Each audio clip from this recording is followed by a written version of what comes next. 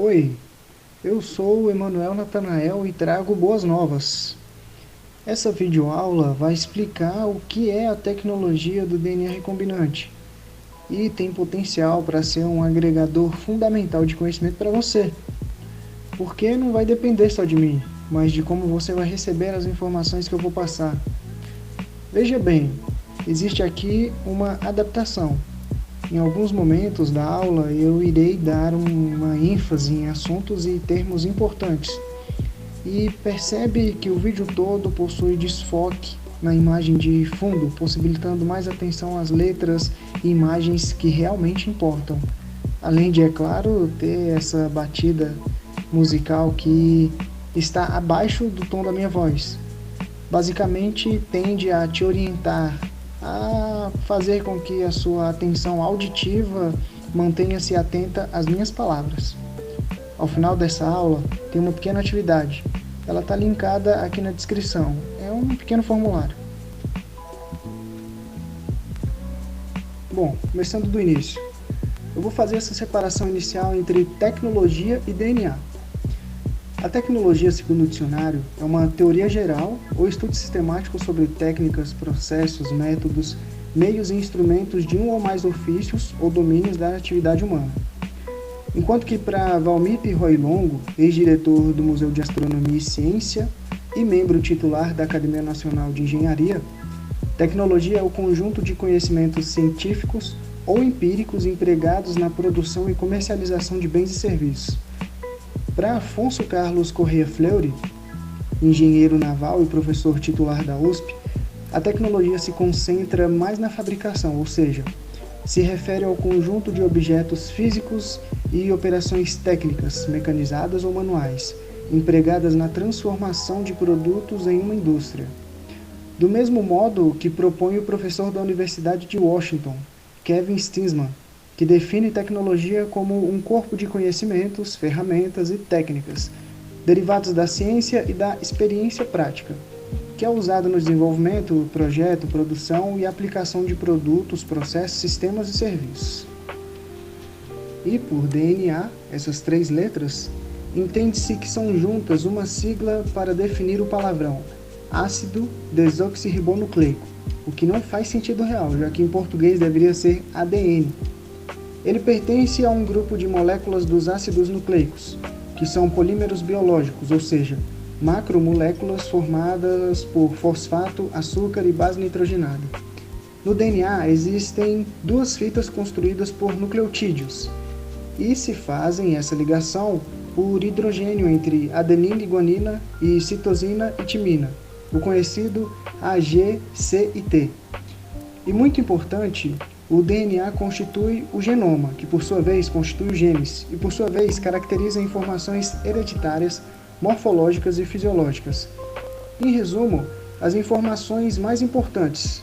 Pode-se dizer que foi descoberto em 1952 por James Watson, bioquímico, e Francis Crick, biólogo molecular, já que o fisiologista Maurice Wilkins e a física Rosalind Franklin estudaram e tinham um trabalho sobre a difração de raios X em amostras de DNA. Inclusive, Watson, Crick e Wilkins ganharam o Prêmio Nobel de Medicina 10 anos depois, ou seja, em 1962. Mas o Rosalind não, já que é preciso estar vivo para isso. Uma vez compreendido esses termos, dá para fazermos essa junção, visto que a tecnologia é entendida como um aglomerado de conhecimentos aplicados em produzir algo, e o DNA é informação pura. Ao pegar isso e juntá-los, entramos num conceito próprio da área chamado de manipulação genética. Entender essa ideia será o equivalente a entender sobre a tecnologia do DNA recombinante. Mas para isso, eu apresento a seguinte ideia. Existe uma proteína encontrada em bactérias e ela é chamada de enzima de restrição. Elas são endonucleases encontradas dentro do DNA e a função principal dela é de proteger o corpo hospedeiro de invasores.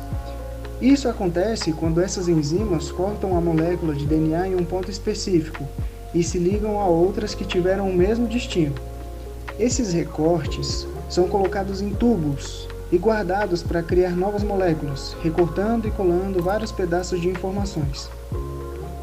Quando esses pedaços estão disponíveis e quando a tecnologia está igualmente disponível para ser aplicada, existe a possibilidade de combinar sequências de DNA que são de diferentes fontes. Você consegue entender esse raciocínio? Eu acho que sim. Ali então, tecnologia mais DNA mais combinação. Ou melhor, recombinação. E então temos a tecnologia do DNA recombinante. Agora, você pode se perguntar do que isso te vale, se até aqui não ficou claro o potencial desse assunto. Eu vou explicar. Clone. A palavra-chave e principal ferramenta da tecnologia do DNA recombinante. O conjunto de técnicas que permitem essa manipulação prática e fácil do DNA faz trazer à luz que a técnica central desse ramo da ciência é a clonagem molecular.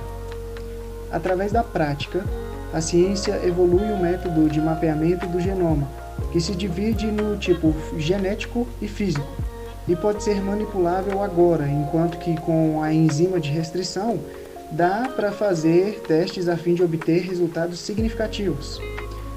Mas essa tecnologia traz muito mais do que isso.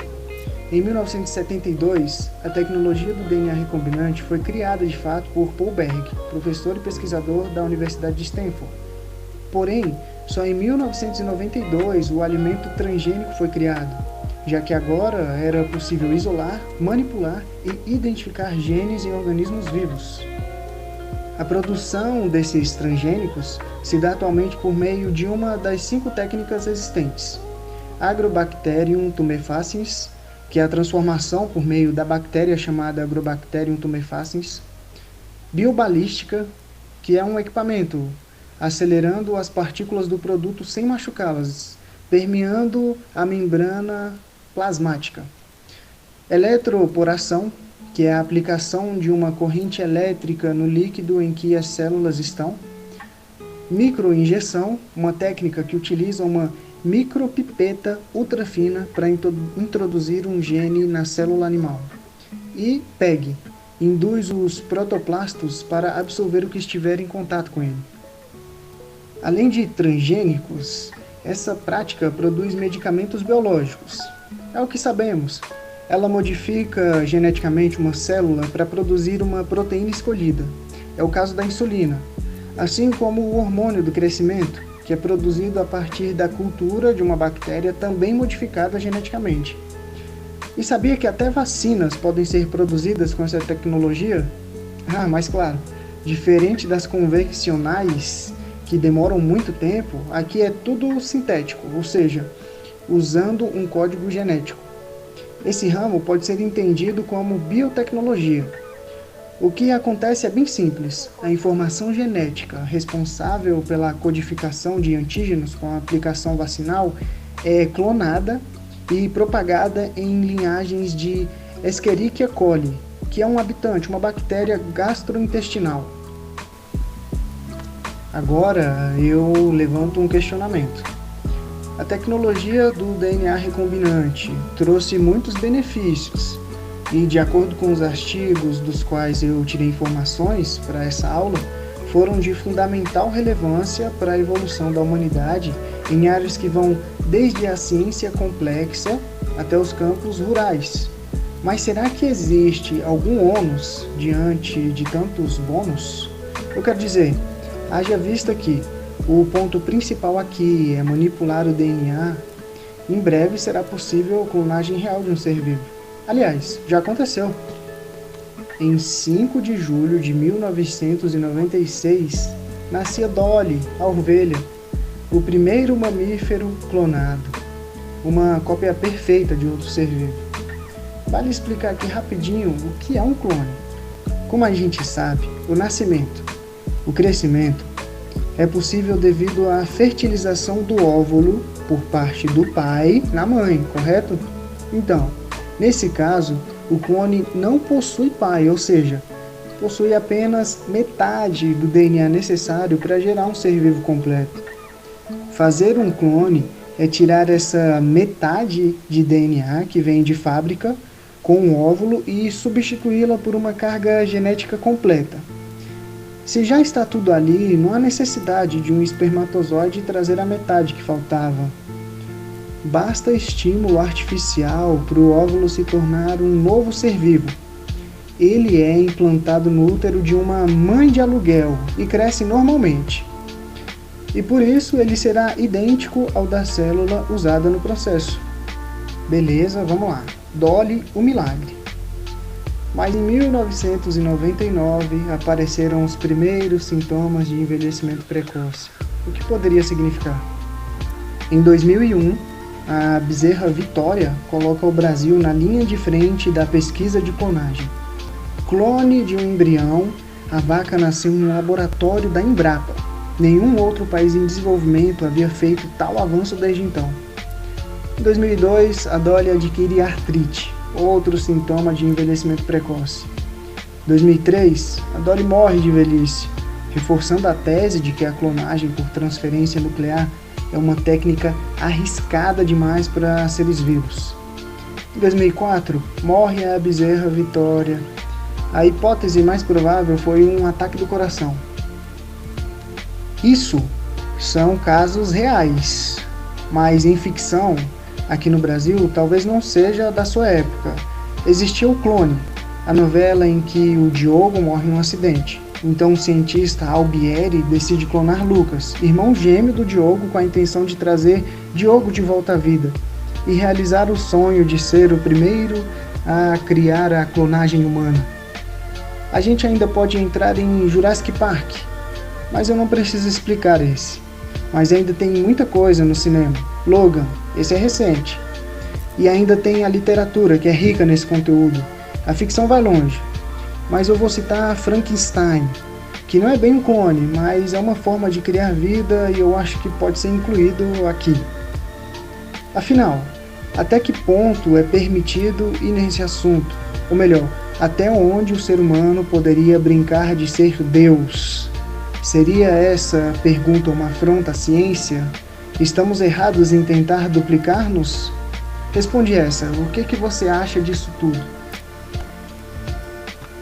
Beleza, nós chegamos ao final. E eu disse que seria uma aula interessante.